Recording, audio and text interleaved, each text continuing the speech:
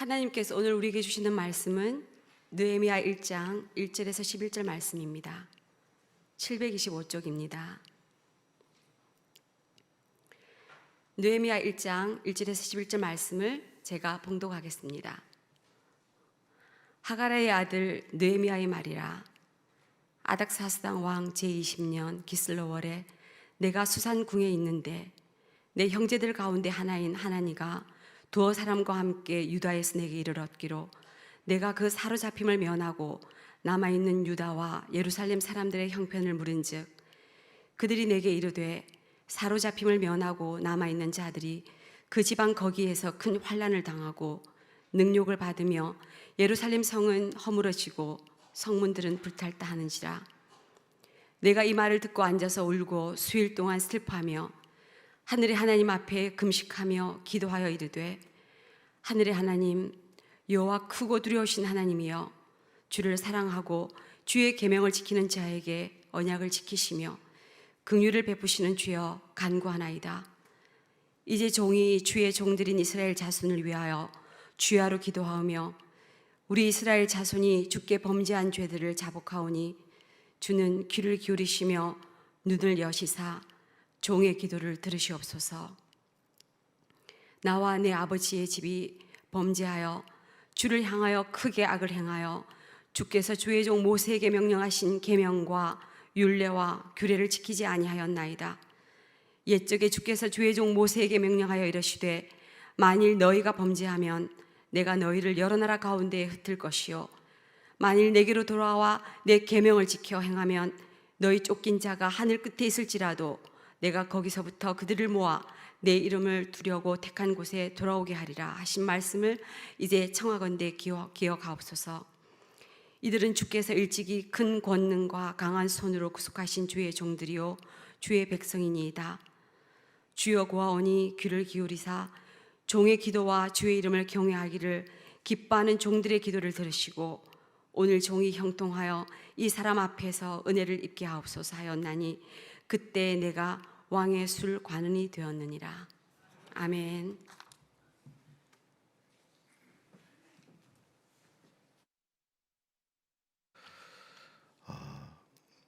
몇 가지 우리 역사적인 포인트를 좀 같이 나누려고 합니다. 1919년 3월 1일 오늘이죠. 서울 평양을 비롯해서 진남포, 안주, 선천, 의주, 원산 등 전국 9개 지역에서 만세운동이 일어났습니다.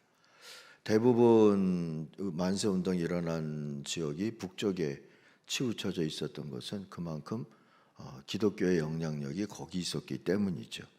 그리고 1년여 동안에 전국에서 311개의 지역과 만주, 연해주 등에서 항일 민족 독립운동이 펼쳐졌습니다.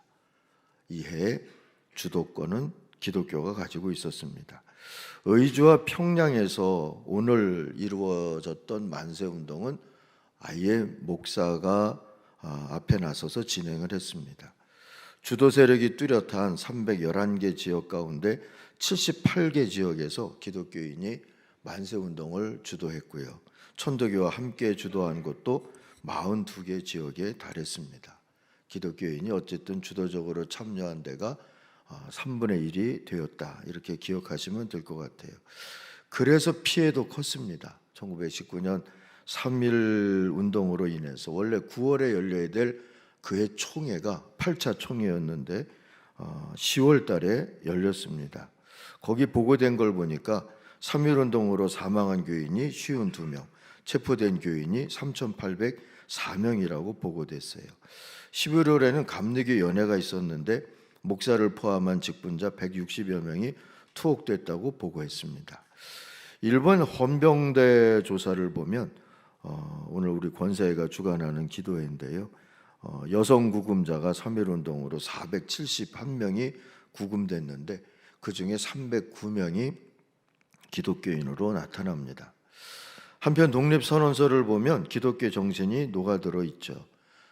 최남선은 선언서를 기초하면서 기독교 이념을 수용했다 얘기를 했고요. 민족의 독립을 주장하면서도 보편적인 가치관과 인류 공존을 지향하는 비폭력 평화를 중심으로 작성을 그래서 할 수 있었다라고 얘기했습니다.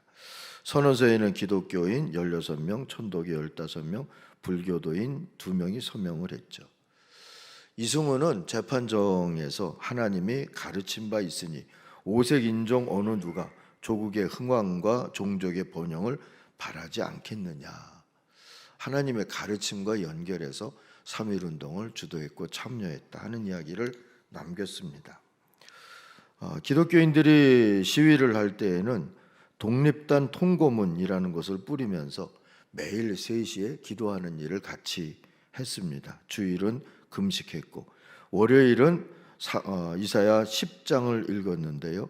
이 장은 이스라엘을 멸망시킨 아시리아에 대한 하나님의 징벌을 얘기하는 장이고, 화요일에는 예레미야 12장을 읽었습니다.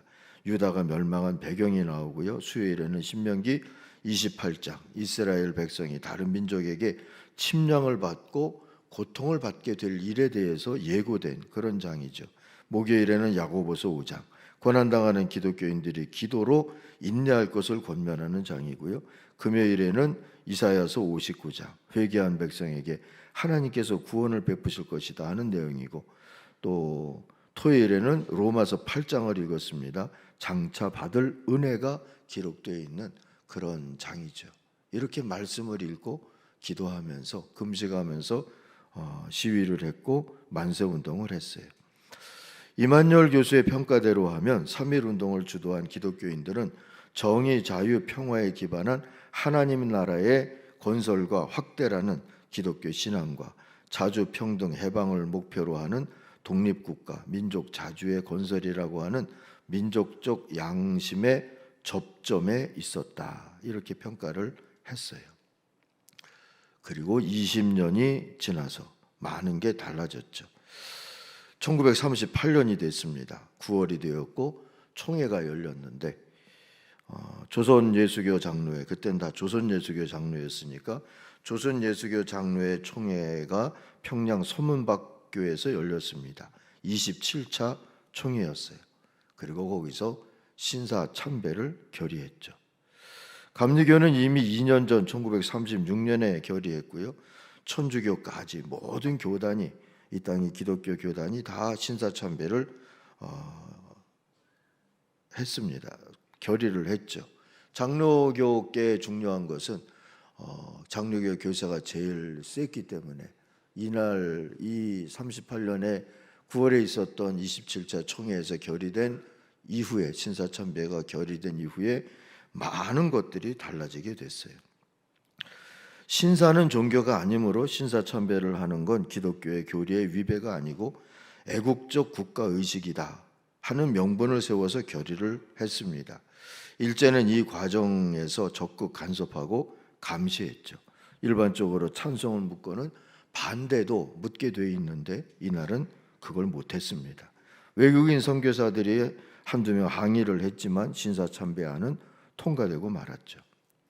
참고로 일제의 신사 신도에 보면 이렇게 규정되어 있어요. 일본은 신의 나라고 최고 신은 아마테라스 오미카미이며 가장 실질적인 신은 천조 대신, 이 아마테라스 오미카미가 천조 대신인데요. 이들은 최고의 신을 천조 대신이라고 치고 실질적인 신은 천조 대신의 손자이며 현인신인 천황이다. 그 천황은 신성 불가침이다. 천황에게 국민은 죽음으로써 충성해야 하고 천황의 조상신들을 모신 신사에 참배치 않는 것은 비국민이다. 그렇게 돼 있어요. 종교가 아니라는 말은 거짓말이죠. 종교일 수밖에 없어요. 신사참배 결정이 되자마자 점심시간에 총회 임원 대표와 23명의 노회장들이 평양 신사에 가서 절을 했어요. 그리고 그해 12월 12일에는 장로를 비롯해서 한국교회 모든 교단의 대표들이 다 일본으로 가서 이세 신궁과 가시하라 신궁에서 참배를 했죠.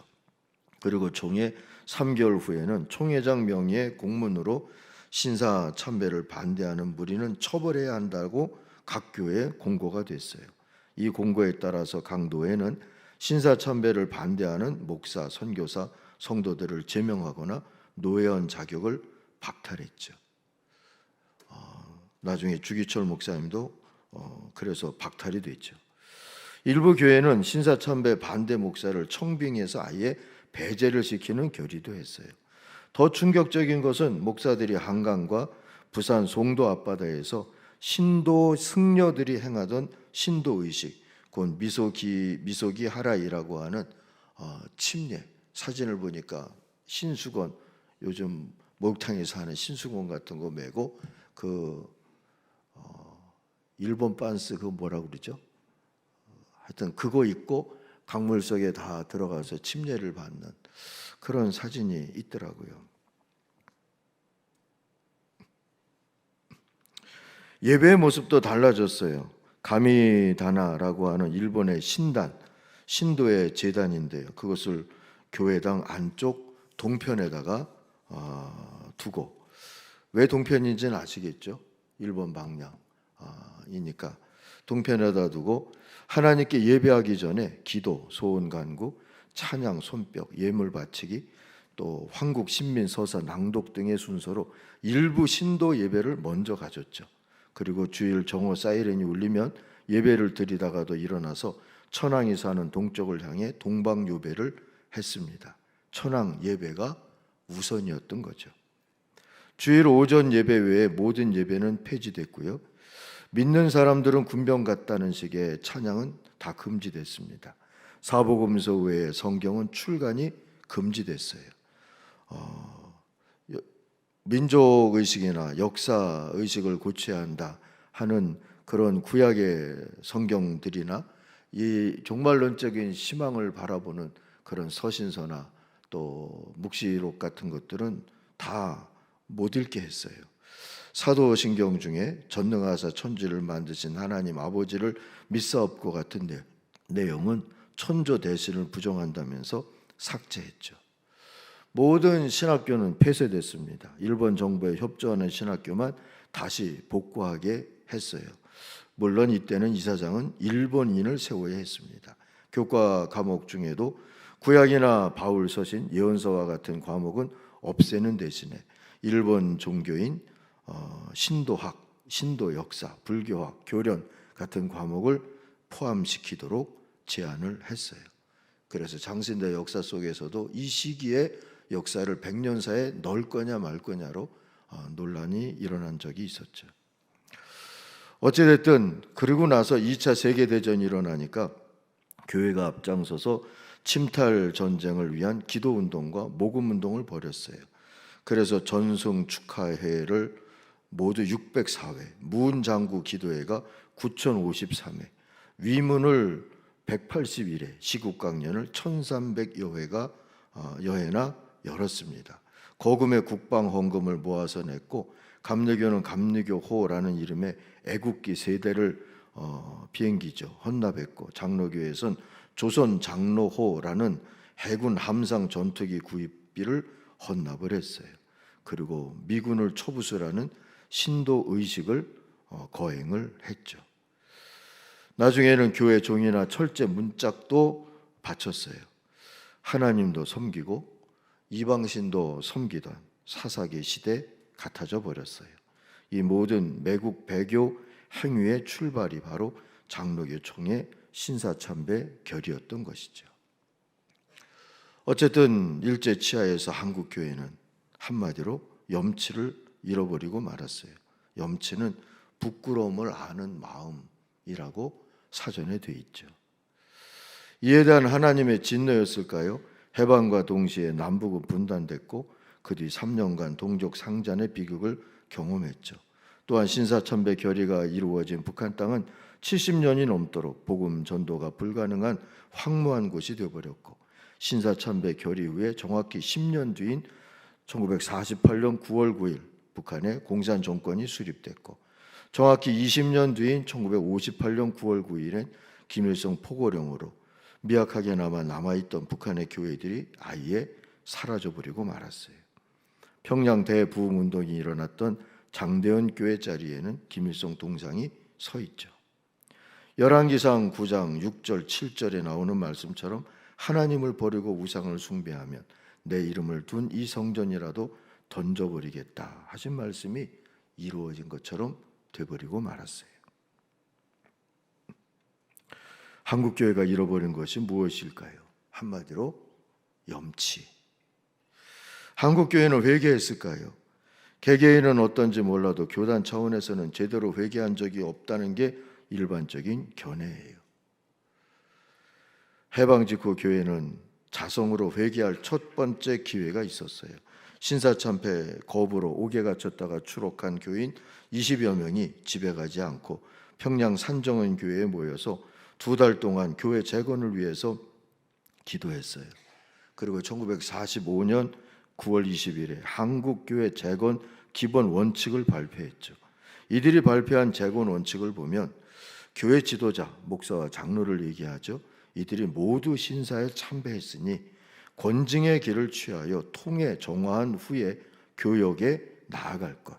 둘째, 권징은 자책 혹은 자숙의 방법으로 하되 목사는 최소한 2개월간 휴직하고 통해 자복할 것.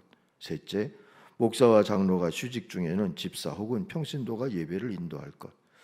넷째, 교회 재건의 기본 원칙을 각 노회 또는 지교회에 전달하여 일제히 시행할 것. 그리고 끝으로 교육자 양성을 위한 신학교를 복구 재건할 것 등이죠. 우리 총회 대한예수교 장로회 총회 종교교육부에서 옛날엔 종교교육부라고 그랬는데요. 냈던 김양선 목사의 한국 기독교 해방 10년사에 이 내용이 나옵니다. 그러나 당시의 교회 대부분이 이 원칙을 시행하지 않은 걸로 보입니다.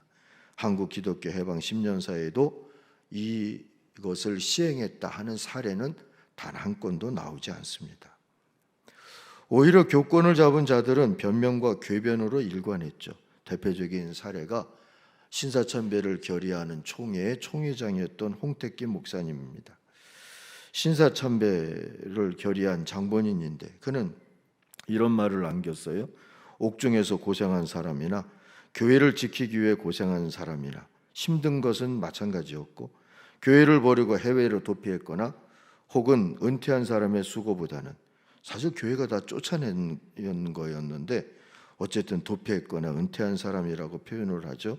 그리고 그들의 수고보다는 교회를 등에 지고 일제강제에 할 수 없이 굴한 사람의 수고가 더 높이 평가돼야 한다라고 얘기를 했어요.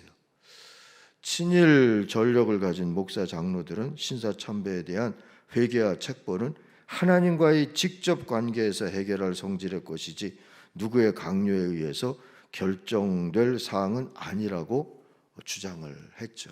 그리고 이런 주장들이 이 이후에 한국 교회에 당연한 논리인 것처럼 그렇게 남게 됐습니다. 그리고 얼마 있다가 이들은 여느 친일 전력 지도층과 마찬가지로 친일 부역과 독립운동의 이 프레임을 해방 공간에서 반탁과 친탁 프레임으로 바꾸어서 살아남게 되죠. 그리고 자신의 치부를 감추기 위해서 상대편을 온갖 모략과 모함으로 공격하고 제거하는 노력까지 했어요. 한국 교회는 염치 없는 동네가 돼버리고 말았습니다. 어느 재판 이야기를 하나 해드릴게요. 정부가 친일파 이해승이라는 사람의 후손이 소유한 서울 서대문구 홍은동 땅을 국고로 환수하기 위해서 소송을 냈지만 2심에서도 패소했다. 그게 작년 7월에 기사에 뜬 내용입니다. 홍은동 그 땅은 지금의 그랜드 힐튼 호텔 자리입니다. 그 회장님이 그 이해승의 후손이고요. 이해승은 철종의 아버지인 전개대원군의 5대 손으로 일제 때부터 국권 침탈에 기여한 공을 인정받아 1910년 후작 자기를 받았죠. 그리고 12년 종전 한일 관계에 공적이 있다 하는 이유로 한국병합 기념장을 일본으로부터 받았어요. 일제가 패망할 때까지 귀족의 지위와 특권을 누렸죠. 이에 친일 반민족 행위 진상규명위원회가 2007년 이해승을 친일 반민족 행위자로 지정을 했어요. 이번 소송 대상이 되었던 땅은 서울 서대문구 홍은동 임야 한 2만 7천여 평방미터인 땅인데 정부는 국권 침탈이 시작된 1904년 러일 전쟁 발발부터 45년 광복 때까지 일제히 협력한 대가로 취득한 재산은 국가에 귀속된다 하는 친일 재산 귀속법을 토대로 땅을 환수하는 소송을 냈답니다. 근데 1917년에 이혜성이 이 땅을 취득했으니까 이 기간 안에 들어가는 것이죠. 그리고 이 땅은 원고인 이우영 회장에게 단독으로 상속되어서 소유권이 이전되었어요. 근데 1966년에 이 땅이 근저당권 설정에 따른 경매 절차가 진행되고요. 한 은행으로 소유권이 넘어갔는데 바로 다음해 67년에 이 회장은 다시 이것을 사들이죠. 근데 이번에 법원이 이 회장 쪽에 손을 들어준 이유가 친일 재산인 것을 모르고 취득했거나 알았다고 해도 정당한 대가를 지급했다면 유효하게 권리를 보유할 수 있다.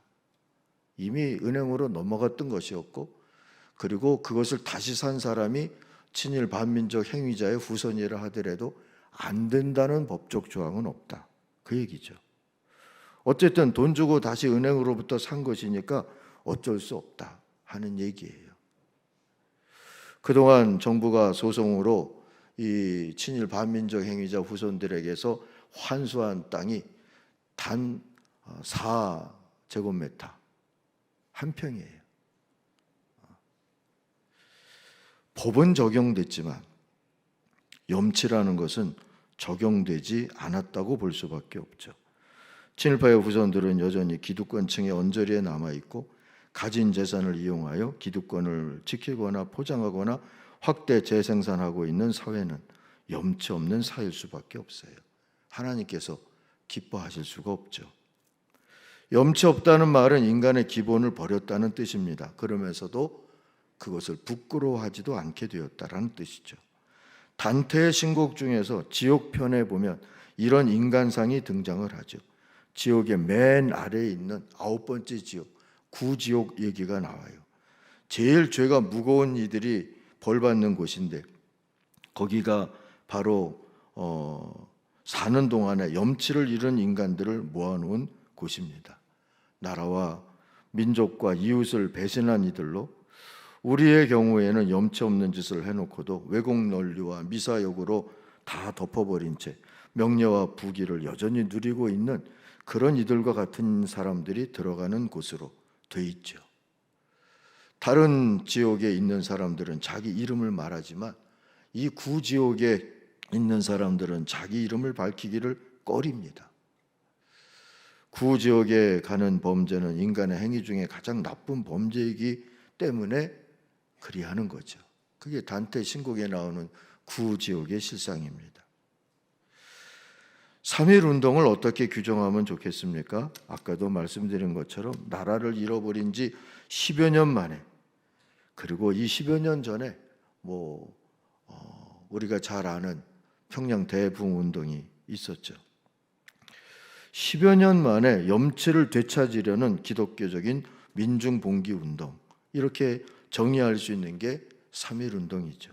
반면에 일제 식민 통치는 염치 없는 인간을 만드는 과정이었어요.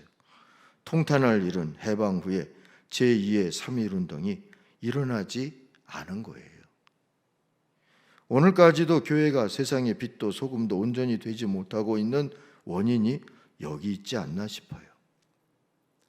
한경진 목사님이 95년에 템플턴상, 종교계의 노벨상이라고 하는 것을 받으셨죠. 그것을 받으실 때 나도 신사참배를 했다, 신사참배를 결의하는 자리에 있었다, 그 전력을 고백하고 사과했어요. 기장의 향림교회 조현정 목사는 역시 목사인 조부의 조부가 그 목포에서 목회를 하셨던, 또 한경도에서도 목회를 하셨던 그런 분인데요. 이분이 일제에 부역하고 친일한 전력을 공개적으로, 그 할아버지의 그 전력을 공개적으로 사죄한 일이 있었죠. 그러나 그냥 일파로 끝났어요. 일파 만파가 되지 못하고 말이죠.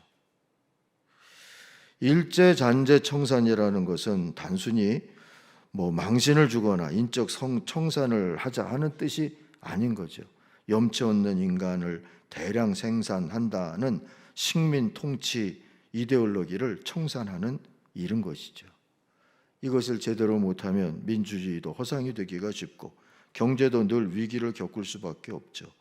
염치 없는 위것들이 염치 불고하고 돈과 권력을 추구하면 무슨 짓인들 못하겠습니까? 고위공직자들 임명권 때마다 또 재난 수준의 사고가 날 때마다 우리 사회의 염치 수준이 드러나죠. 하자가 있는데도 염치 없이 덥석 그 고위공직을 받지를 않나 아무도 책임지겠다 하는 책임의식을 고백하는 이들이 나타나지 않죠.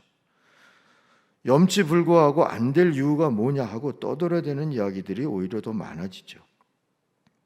염치 없는 이들이 이렇게 자유주의 경제체제 하에서 이기적이 되어버릴 때 무엇이 이를 통제할 수 있겠습니까? 서구 같으면 기독교 윤리가 자본주의 반인륜적인 욕망을 억제한다 하고 있지만 염치를 회복하지 못한 우리들 기독교회로서는 그런 브레이크 노릇도 제대로 하지를 못하죠. 법으로 제한한 것도 그 법에 또 피할 것들을 이리저리 궁리를 해가 나가면서 이것도 하고 저것도 하고 하는 모습을 오히려 큰 교회들이 보여주고 있지 않습니까? 아무튼 염치를 가진 사회 지배층을 창출해내는 것이 이른바 자유민주주의를 지키는 데 있어서 핵심 과제인 것은 부인할 수가 없죠. 염치를 알면 설사 잘못이 있고 실수가 있더라도 선악은 바로 세울 수 있는 것 아니겠습니까? 교회가 해야 할 5가지 기능 중에 하나가 교육이 있어요. 교회가 가지고 있는 이 교육이라고 하는 기능이 해야 할 일들이 바로 여기 있지 않나 싶습니다. 이것을 위해서 염치 회복의 노력, 또 한 번의 3.1운동적인 그러한 노력이 오늘 우리 한국교회, 우리 장로교회에 필요한 때입니다. 이제 느헤미야를 다시 돌아가서 보려고 합니다. 염치 회복의 일파만파를 만들어낸 사람이 바로 느헤미야죠. 그는 파사, 페르시아 왕궁에서 확고한 지위를 가지고 있었던 고급 공무원이라고 오늘 1장 마지막 구절에 나와 있어요. 이해승이라고 하는 후작처럼 잘 먹고 잘 살다가 자식들에게 지위와 부를 물려주고 살아도 됐어요. 예루살렘에 먼저 돌아간 사람들이 개고생을 하든 말든 예루살렘 회복을 위해서 사력을 다하다 쓰러지든 말든 못 본 척, 못 들은 척 할 수도 있었어요. 밤낮으로 기도를 안 해도, 금식을 안 해도, 울며 불며 간구하지 않아도, 조상들을 대신해서 참여하지 않아도 되었어요. 그러나 그는 금식했어요. 울며 불며 기도하고 참여했어요. 부모와 자신의 삶을 부끄러워했어요. 염치가 발동됐던 것이지요. 그래서 자기의 모든 것을 내려놓았어요. 그리고 예루살렘 성전 성을 재건하기 위해서 기도했고, 그리고 헌신했어요. 그렇게 해서 그는 하나님의 응답을 받았어요. 의로운 기도는 하나님 응답하신다는 그런 증거가 돼 주었어요. 영향력이, 리더십이 나타났어요. 페르시아 왕이 마음을 움직였던 것을 2장 가면 우리가 확인할 수 있죠. 유대인들의 지도층이 염치를 회복하고 하나님 나라와 예루살렘 회복을 위해서 다시 헌신하게 되었어요. 절망했던 예루살렘으로 돌아간 유대인들이 다시 한번 힘을 내어서 일어날 수가 있었어요. 온 세계에 구원하시는 하나님의 이름을 알릴 수가 있었어요. 사랑하는 성도 여러분, 느헤미야가 간 길을 이제 우리 한국교회가 가야 하고요, 우리 장로교회가 가야 하죠. 하나님의 인도하심을 그렇게 우리들이 소망하면서 성령 충만을 기도해야 되고, 다시 한번 성령운동이 한국교회에 일어나기를 소망해야 하는 것이죠. 성찰을 위한 성경 읽기 필요하고요. 성찰의 역사 공부도 필요하고요.